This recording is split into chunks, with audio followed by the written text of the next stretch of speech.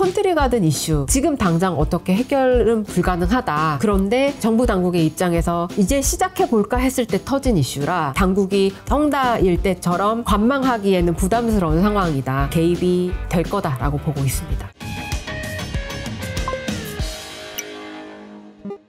기사나 이런 걸 보면은 중국은 이제 곧 망하는 것 같은데 왜 중국 정부는 아무것도 안 하는 거야 라고 생각했는데 알고 보니까 정책들을 계속 내고 있었네요. 네. 근데 그게 컨트리 가든에 완전히 묻혀버린 셈이 된 건가요? 네. 이게 정부 당국이 원하는 스탠스로 쭉 가고 있었는데 그럼에도 불구하고 이 3대 레드라인을 잘 지켜나가서 네. 부채 비율도 정말 많이 줄여왔고요. 그리고 이제 뭔가 부채를 많이 갚고 있었어요. 한마디로 말 잘 듣고 있었다가 지금 갑자기 유동성 경색이 생겨버렸고 또 경기가 안 좋아지니까 얘네들의 전략이 아까 말씀드린 대로 3, 4선 전국화 그다음에 고급화하다 보니까 경기 안 좋으면 직격탄을 받습니다. 그러네요. 그래서 다른 기업들보다 매출이 확 줄었고요. 그래서 올해 상반기, 7월 말까지 기준으로 봤을 때는 YOY로 마이너스 35% 나옵니다. 판매가 그렇게 안 됐어요. 판매가 안 되고. 그럼에도 불구하고 매년 한 70만 채, 경기 안 좋음에도 불구하고 70만 채를 팔았던 회사고 지금은 컨트리 가든은 종업원 수가 많이 줄긴 했어요. 네. 그래도 7만 명가량 되고요. 그리고 하청업체까지 포함하면은 뭐 3만 개 이상이 뭐 다 연결되어 있기 때문에 그래서 그 하청업체들이나 관련한 업체들이 지금 다 기자회견하고 있어요. 어제, 그제, 네. 화요일, 수요일 요때에 계속적으로 기자회견하면서 나는 컨트리 가든에 관련해서 어떤 부분을 돈을 못 받았으며 아니면은 나는 이미 관련이 없으며 이런 기자회견을 계속하고 있는데 네. 이게 하나같이 짠 것처럼 관련 없고 괜찮다라는 기자회견들이 많이 나오고 있습니다. 관련 없이 괜찮다. 네. 근데 이게 제가 들어보니까 컨트리 가든은 아까 뭐 이제 표현이 어쩔지 모르겠지만 중국 정부의 말도 잘 듣고 세금도 잘 내고 있는. 그래서 3선, 4선 도시에 가서 장사를 하다가 경기가 안 좋아진 거에 직격탄을 맞은. 이런 이제 회사들이 뭐 부도 위험이 나고 그런 부분에 대한 이제 여러 가지 다양한 그러니까 추측성 이런 것들이 굉장히 많잖아요. 그래서 일각에서는 이 CEO, 그러니까 그 대표가 이렇게 하는 게 차라리 낫겠다 이런 생각을 해서 일부러 부도를 낸 거다 이런 이야기도 좀 있는 것 같고 아니면 이거 정부가 이거 그냥 가져가려고 이렇게 하는 거다 뭐 이런 이야기도 좀 있는 것 같고 약간 그냥 거의 추론에 가까운 이야기들이 많은데 연구원님 생각은 좀 어떠세요? 그냥 컨트리 가든이 작년 말 기준으로 가지고 있는 그러니까 쉽게 현금화시킬 수 있는 유동 자산을 보면은 1,200억이 넘습니다. 1,200억 위안이 넘습니다. 근데 이번에 터진 거 그다음에 이번에 9월 달에 또 만기 도래하는 물량이 있어요. 근데 국내 채무고요. 한 이자까지 포함하면 41억 위안 정도 있어요. 아까 얘네들이 갖고 있는 유동성은 1,200억인데 요번에 만기 도래 다달이 봤을 때 제일 많이 올해로 기준으로 만기 도래 가장 많이 하는 물량이 9월 2일이고 지금은 뭐 3년을 할부로 갚고 싶다 이거를 이제 언급한 상황이고 채권자들이 과연 타당한지를 25일까지 이제 회의를 통해서 결정을 하기로 했어요. 그래서 불과 며칠 안 남은 이슈인데 이 이슈는 컨트리 가든이 그 동안에 엄청나게 뭔가를 많이 팔아서 자생적으로 이걸 회복할 수 없는 상황이니까 정책 당국의 개입이 필요한 상황이고 그런데 그거 못 갚아서 이런 이슈를 터지는 건 아닐 텐데 그러면 이제 장기적인 그림으로 한번 봐봤더니 내년 연말 정도 애가 많습니다. 해외 채무가. 그리고 6년물 이상이 훨씬 더 많아요. 그러니까 연간으로 보면은 아주 장기적인 채무가 많고 단기로 봤을 때는 내년 연말부터 이제 계속 도래를 하고 있어서 없어지지는 않은 이슈가 될 것 같아요. 이번에 잘 막더라도 계속적으로 언제나 나오는 이슈가 될 건데 마치 수면 수면 위에서 이 문제는 없어지지 않는데 수면 아래로 내려갔다가 만기가 도래하는 시점이 가까워오면 또다시 올라갔다가 또다시 내려갔다가 이게 왔다 갔다 할 것 같고 뭐 컨트리 가든뿐만 아니라 다른 회사들도 마찬가지일 것 같고요. 그러면은 사실 부채 위기였으면 근데 부채 위기가 왜 나왔냐면 3대 레드라인 때문에 나왔잖아요. 네. 그러면 대출 안 해준다 이 정책을 사실상 좀 풀면 되긴 합니다. 근데 할 수 있는 방법이 없는 건 아니네요. 네. 그러니까, 네. 근데 풀면 되는데 이게 명분이 중요하죠. 동양권에서는 항상 명분이 중요하기 그렇죠. 때문에 네. 어떤 이슈로 정책상 어떻게 풀어 나갈지는 모르겠지만 어떠한 명분이 나타나면 이거는 조금 완화가 될 여지는 있는 그런 이슈입니다. 그리고 물론 아주 장기 그림으로 보시면 공동부유 정책은 네. 100년의 아젠다기 때문에 100년. 결국 없어지진 않는 우리가 태어나서 금융시장에 있는 동안에는 계속 나올 얘기고 이것도 역시 지금은 수면 아래로 내려간 지금은 다시 경기 부양을 하도록 정책 당국이 정책의 이제 기조를 바꿨기 때문에 당분간은 좀 완화될 수 있는 정책으로 보고 있습니다. 그러면 컨트리 가든 이슈 네. 이제 다시 정리를 해보면 네. 지금 당장 어떻게 해결은 불가능하다. 그런데 정부 당국의 입장에서 기조를 바꾼 상황에서 이제 시작해 볼까 했을 때 터진 이슈라 이거를 좀 선택적으로 그리고 지혜롭게 해결해 나가려고 그러니까 성다일 때처럼 뭔가 손 안 쓰고 가만히 있지 관망하기에는 부담스러운 상황이다. 네. 그래서 개입이 될 거다라고 보고 있습니다. 개입을 할 거라고 전망을 한다는 거는 이 문제가 일각에서 이제 우려하는 것처럼 아주 심각하게 돼서 중국 경제 전체가 문제가 되고 막 그런 상황까지 생각할 필요는 없다라고 이해하면 될까요? 네. 그렇지만 문제는 맞습니다. 문제는 확실하고 문제가 아니라는 얘기는 아니고요. 네, 이게 터질 거냐, 이 문제 때문에 터질 거냐 그러면 그건 아닐 수 있다라는 네, 거죠. 이 문제는 한번 이 3대 레드라인을 만들 때 네. 한번 우리 이제 사람으로 따지면은 뭐가 건강이 문제인 것 같다. 체질 개선을 해야 된 것 같다. 그리고 배를 한번 갈라봤더니 엄청나게 큰 나쁜 것들이 생긴 거죠. 근데 이게 너무 규모가 커서 큰 수술을 하다가는 지금 상황에서는 다른 데도 건강하지 않는 상황이니까 일단은 봉합하고 네. 그리고 네. 홍다처럼 하나하나 기업들을 약간 고름을 짜내는 방식으로 갈 것 같아요. 네. 공동부유도 그렇고 부동산 문제도 그렇고 어쨌든 지금 중국의 상황이 상당히 좀 심각한 것 같아요. 중국의 부동산 문제도 문제지만 전반적으로 지금 경제 상황 자체는 많이 걱정되는 상황으로 바뀐 것 같긴 하거든요. 근데 가만히 생각해 보면 연초에는 그렇게 좋다고는 난리였다가 지금은 또 이렇게 안 좋다고 하니까 어떻게 한 나라의 경제가 이렇게 그러니까 한 나라에 대한 경제의 시장의 기대가 이렇게 좋았다가 이렇게 안 좋아진 경우도 정말 드문 것 같거든요. 연초에 얘네 리오프닝하고 뭔가 이제 경기 부양할 것 같은데 그래서 한참 좋았다가 많이 상처 입었잖아요. 그렇죠. 그래서 지금도 역시 좀 데자뷰 같잖아요. 그리고 양치기 소년 느낌도 있고 맞아요. 늘 그랬습니다. 네. 2006년부터 17년 동안 봐오신 김상영 연구원님이 하신 말씀입니다. 늘 그런 겁니다. 원래.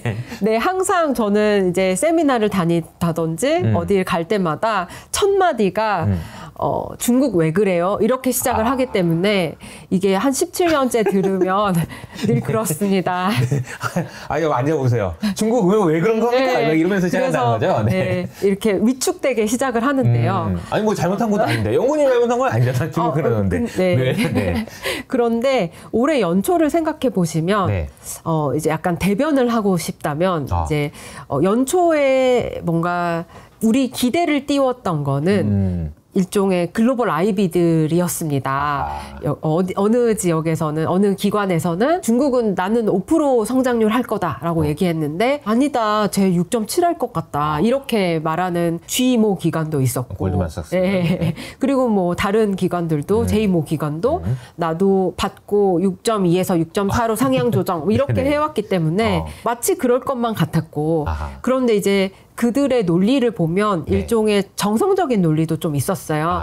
시진핑 지도부 3기 시작했으니까 가만히 안 둘 거다. 이런 거. 부양을 쓰지. 부양을 할 거다. 그다음에 리오픈도 한다니. 얼마나 답답했겠어. 소비를 폭발하겠지. 뭐 이런 거요. 그래서 뭐 14억이 이제 다 나가서 쓰니까. 그렇죠. 이런 것도 있긴 했어요. 맞아요.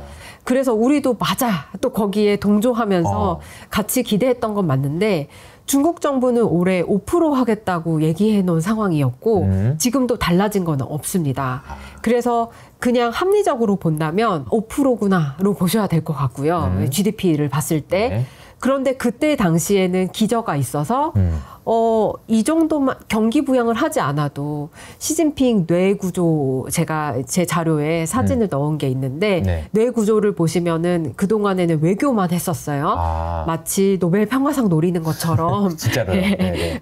이란과 사우디 나서서 화해시키고 베이징에서 화해해 이런 것도 있었고 그다음에 러시아나 우크라이나 전쟁에도 일정 중재시키려고 부분 뭐 해보려고. 중재시키려고 개입하려고 했었고 그리고 사람들이 시진핑이 아무것도 안 한다고 생각했지만 중국은 실리를 챙겼었어요. 위안화를 팔았어요. 아하. 그래서 위안화 거래를 늘렸고 아. 뭐 가치가 떨어지든 말든 일단은 팔고 보자. 일단은 거래를 늘려보자. 뭐 중동, 러시아뿐만 아니라 뭐 아르헨티나, 브라질, 호주 그리고 일본도 네. 역시 이제 배당으로 받아야 될 돈을 위안화로 받으면서 인도도 마찬가지고 그래서 일본도 그런 일이 있었군요. 네. 네, 6월에. 네. 그래서 위안화 거래를 많이 늘려서 아무것도 안 한 건 아니고 외교에만 집중을 해왔고. 하긴 지금 올해 떠올려 보면은 중국 위안화의 위상이 작년이랑 비교해 보면 확실히 올라온 것 같긴 해요. 네. 뉴스플로우뿐만 아니라 위안화로 뭔가를 거래하겠다라는 이야기들은 굉장히 많이 나오고 이번 주에 이제 브릭스 회의에서도 계속 그게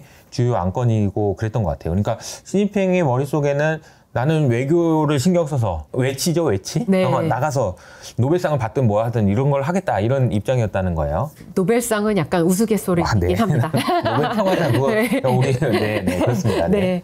그런데 이제 중국 정부가 그동안 그렇게 하다가 그리고 국내는 이런 얘기만 했어요. 시진핑 발언들을 쭉 취합해 보면 이거 국산 거야? 이런 얘기만 했었어요. 그래서 가장 국산화가 안 된 부분이 반도체와 항공기였기 때문에 네.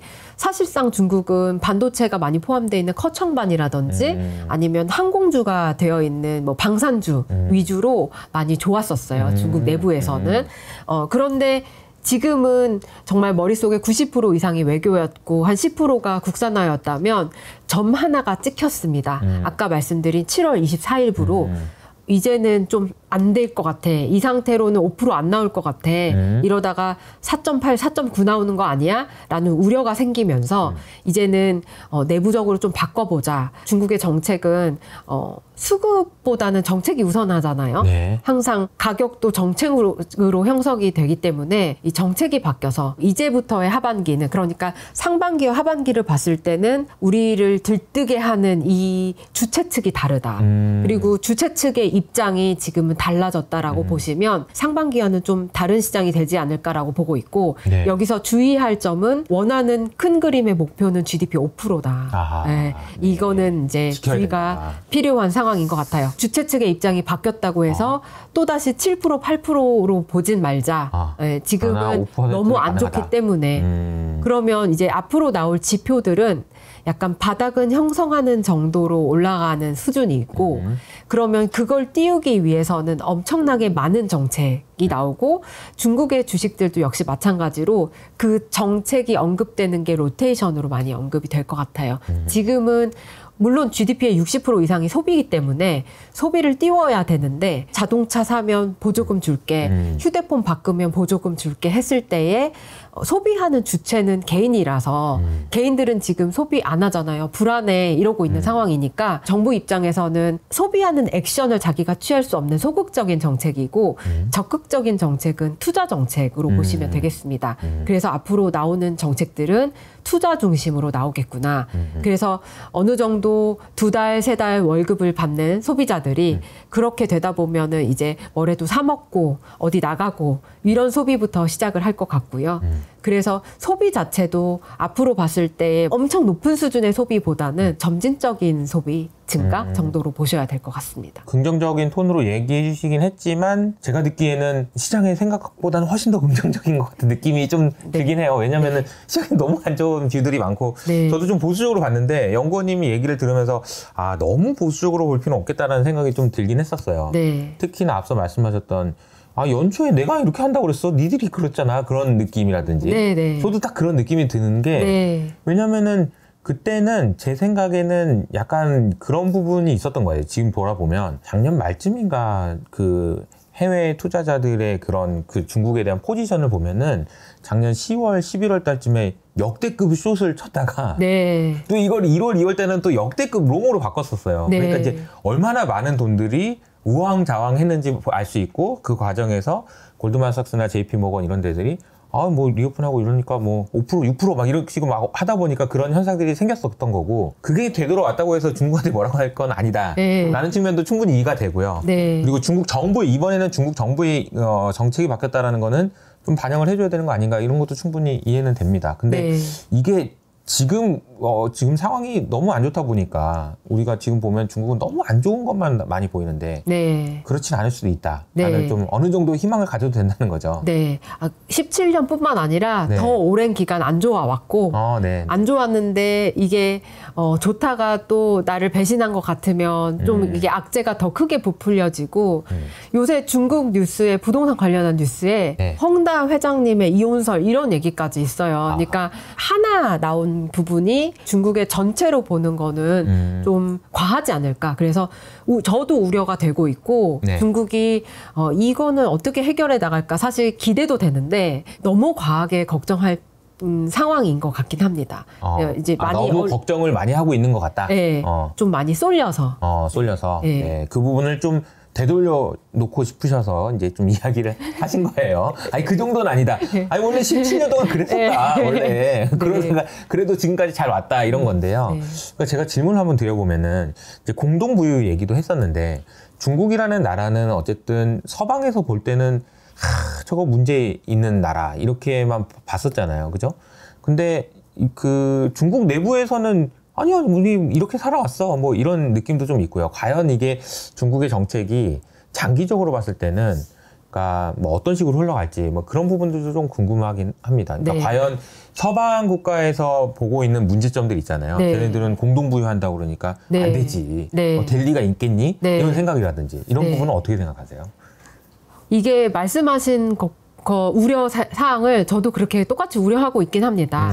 유학생들도 많고요, 중국은. 맞아요. 그러니까 그 유학생들은 미국으로 유학 간 중국인들이죠. 젊은 층들이. 그리고 중국도 MZ가 많아요.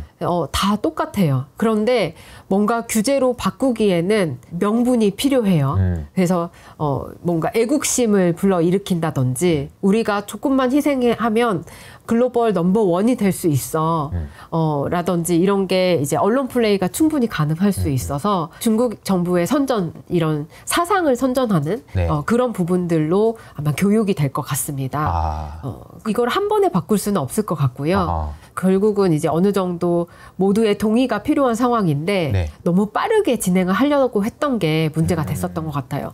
그때 공동부유 때는 성형도 규제했어요.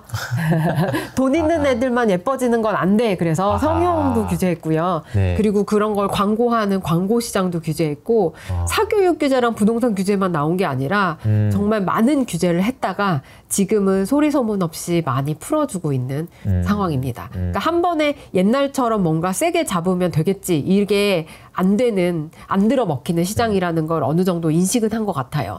그래서 공동부유라는 아젠다를 버리진 않겠는데 이거를 다른 형식으로 조금 느리게 가지고 갈 것으로 보고 있습니다. 조금씩 연착륙하는 과정에서 네. 그렇죠? 서방 국가에서 봤을 때 자유를 보장해주고 재산권을 확실하게 인정해줘야 사람들이 열심히 일도 하고 네. 그래서 더 경제 성장도 하고 그런 거지 라고 하는 방식으로 그동안 우리가 왔던 것이 네. 정말 이거는 유토피아고 이거는 디스토피아냐 그러면 사실 또 그렇지만은 않은 게 이 세상에서 가지고 있는 많은 문제들이 있잖아요. 대표적으로 이제 불평등 같은 경우에 이제 너무 심화됐다든지. 근데 네. 이제 만약에 중국 정부가 잘만 한다면은 네. 뭐 그런 모르겠지만 그냥 좋은 방향으로 이끌 수도 있는 거 아닌가 그런 생각도 좀 들어요. 앞으로 어떻게 해 나갈지. 근데 이제 확연히 변화되는 거는 좀 부담스러워지는 상황인 것 같고요. 이제 점차 완만한 변화. 그러면서 대외적으로 시선을 좀 돌려나가는 내부의 네. 변화가 생길 때마다 네. 그러면 또 미중 무역 갈등은 또 앞으로 한 30년은 가는 이슈로 보셔야 될 것 같아요. 30년은 가는 이슈고. 네. 네. 알겠습니다.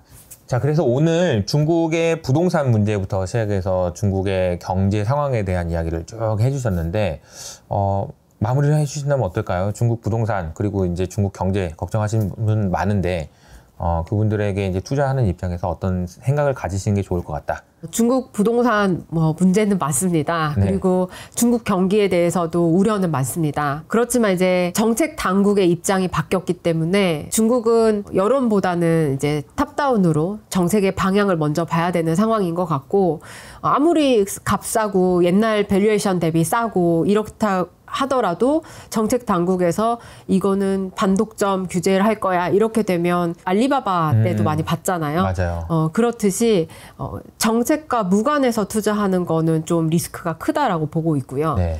그리고 앞으로는 정책은 지금 경기를 부양하는 기조로 바뀌었기 때문에 네. 우리 미워도 다시 한번 네. 중국의 정책을 좀 믿어보는 방향으로 가야 될 것 같습니다. 중국의 정책이 이렇게 뭐 큰 틀에서 바뀌었다라는 거를 저도 사실 많이 못 들어봤던 것 같아요. 그런데 그 부분을 좀 짚어주시면서 우리가 시장의 우려가 너무 과도하게 쏠린 것 아니냐라는 이야기를 해주셨습니다. 아마 투자하시는데 균형을 잡으시는데 많은 도움이 되셨을 것 같다라는 생각이 좀 들어요. 너무 치우친 것은 항상 안 좋잖아요. 그래서 균형을 잡으시는데 도움을 얻으셨길 바라면서 저는 다음에 인사드리도록 하겠습니다. 오늘 나와주셔서 감사합니다. 감사합니다.